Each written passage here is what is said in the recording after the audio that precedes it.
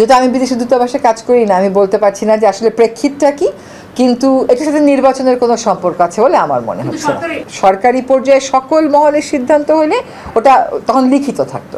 তো এটা হয়তো কোনো, যেটা আমি আপনার মতন পত্রিকায় পরিচ্ছন্ন বলতে পারছি না, বাট এটার সাথে নির্বাচনের যে কোনো সম্পর্ক নাই, সেটা একটা কমন সেন্সের ব্যাপার। প্রধান উপদেষ্টা মহোদয় নিজে ক্লিয়ার করেছেন। এরপরে বিভিন্ন রাজনৈতিক দলের তাদের নিজস্ব হিসাব নিকাশ আছে, তাদের নিজস্ব রাজনীতি আছে। এইটার সাথে তো সরকারের অবস্থান বদলের কোনো সম্পর্ক নাই। সরকার বলেছে ফেব্রুয়ারিতে নির্বাচন হবে, সরকার সেই মোতাবেক নির্বাচন কমিশনকে প্রস্তুতি নিতে বলেছে, এটাই হচ্ছে সরকারের অবস্থান। এখনো পর্যন্ত নির্বাচন ফেব্রুয়ারির প্রথমার্ধে হওয়ার জন্য নির্বাচন কমিশনকে বলা হয়েছে এবং ফেব্রুয়ারিতে নির্বাচন হবে। পাথর লুটপাট যাতে বন্ধ হয় সেজন্যই তো ফিল্ডে গিয়েছিলাম।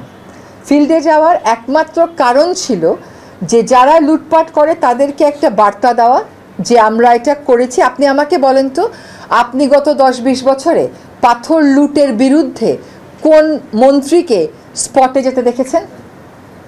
একটা উদাহরণ আমাকে দেন। আচ্ছা, কোন মন্ত্রীদেরকে আক্রান্ত হতে দেখেছেন? একটা উদাহরণ আমাকে দেন।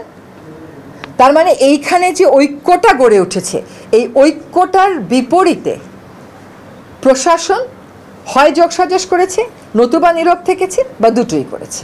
এবং সেজন্য প্রশাসনের ব্যাপারে আমরা ব্যবস্থা নেব কিনা দ্রুতই দেখতে পাবেন।